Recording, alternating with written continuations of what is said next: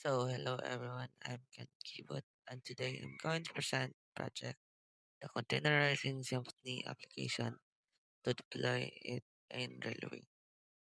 So we will talk about the configuration of the Docker Nginx and PHP to create a production-ready environment and how to deploy it in cloud using the Railway.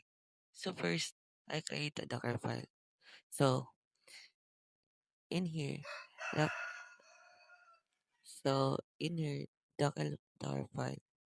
So uh, I implement a multi-stage build to keep the final image clean and also secure. So first is from PHP 8.3 FPM. So this sets the base of the image.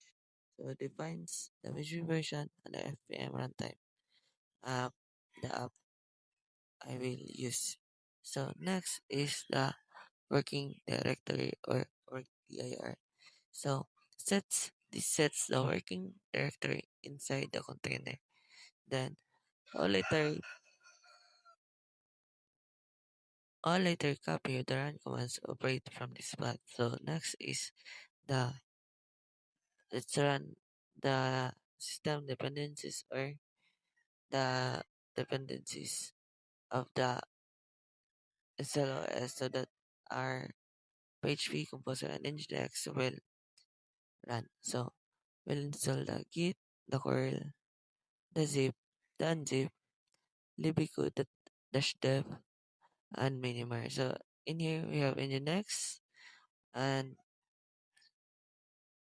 that. So next is the run Docker PHP extension install. So we still have INTL. So this is all the PHP extensions or this helps PHP run. So here enable PHP extensions required with the project. So these all extensions are required when we use the PHP. So next is the install composer so that we can run the composer later. So next is copy all the project files. Then next is copy the Nginx configs. Then as you can see, we install the composer and later on we install the composer dependencies. So here composer allows super user to composer install. So that will install composer dependencies. So next is uh, run make directory. So this ensures Symfony can write cache and logs, avoids permission issues with the app runs as www data. So this next is copy entry point dot sh. So this adds the startup script that makes it executable. So it exposes 8,000 and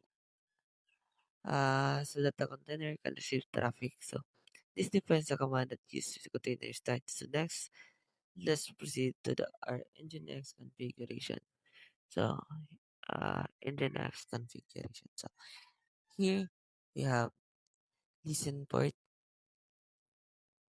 So this is the key part. So the server name uses the runtime of the railway, makes the container listen to the port provided by the platform.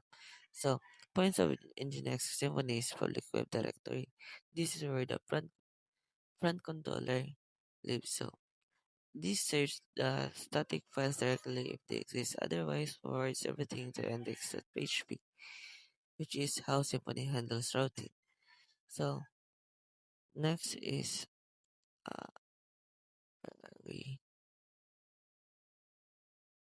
uh, okay. So here, set the local host. deny the hidden files.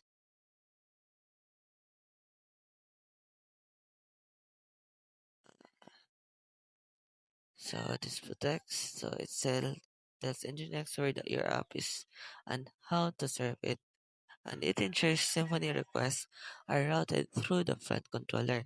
So it connects web requests to PHP dash FM, which runs your PHP code. Without this file, Nginx would not know how to serve the Symfony app correctly. So in relation to Nginx, we have Nginx main config. So here, Nginx main config sets the global process settings. So Nginx config provides the actual site server and configuration used by the app. So the Docker files copies both. So Nginx config and Nginx main configs mapunta na siya sa atong Docker kay dire ato mang gi-copy ang mismong file. So balik ta Nginx main config. So uh, Nginx main configs for Nginx core behavior, Nginx config for the Symfony site routing. So next is our env. These values outside of the code. Symfony reads it to know what environments run in, how to connect to the database, application secrets, and mail and messenger settings. So this holds all your secrets. So if this can be exposed to the public, or if this file is exposed, maybe your system is not safe at all. So we have uh we have env AppNV, which is sets the production of secrets with a random code and numbers. So here we have the database URL. So we'll use a variable of password database and the user and the password for the, because if we change our password, this will also change. So it's more uh, uh for staging. So we have our default URI, which sets to localhost. So messenger transport and messenger messenger descent, which is null. So pumunta sa ang mailer ano niya. So why this matters? So for Docker and development, Docker can use these variables to configure the running container in production. Normally, you provide env values with real secrets and production settings. The env file is a safe default configuration source for the app. Now, I'll be talking about how I deploy my app using Railway. So first, we'll open Railway. So here, as we can see, I already ran it. So it says project successfully deployed. So I'll show you how the stage of and the process of deploying this. So first, first and foremost, I already add a new project, and this is from my GitHub repository. So here in my GitHub repository, the it it generates a prod intuition or a random name for my deployment. So here first is uh it says the production. So I don't want to use the production, so I'll use the staging for my stage uh deployment. So here I set the settings. Uh I don't disable GitHub auto deploy because I want when I'm deploying or I'm pushing to GitHub, it will also deploy here and update. So here I added a domain which port of 8080. Then next is I generate the MySQL uh, here. So database and I added the MySQL. So this is the MySQL. So here I don't uh, do anything here. So I have table already. So I have product messenger and the other one. So here, so to connect them, I use the variable. So I set the uh, app environment to false. Then to link them, the I set the database URL uh, into the railway so that it can connect. And then next is we'll run it. So I'll walk you through and when the app is deployed. So I'll access the product entity or the product so that I can add the product. So here I can now create a product. So I'll just put here what should I put? Uh Coco. So the price is 9090 and description okay Coco. It's random. So save product.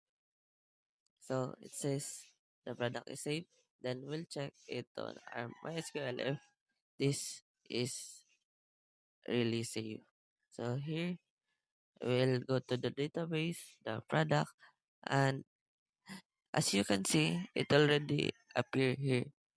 We just added here to our site. So let's create another product. Let's name it. Oh, and 90. Description is okay. Ay, sorry. Description is okay. Then save product. So here we have already two products added. So we'll now check MySQL if this really added. So here as you can see, you this added to our database. So here we can delete it and wait for a few moments. Then as you can see here, if I reload this, the other product that I added is gone. So uh let's go to that's all maybe. So that's all for today and thank you for listening. Goodbye.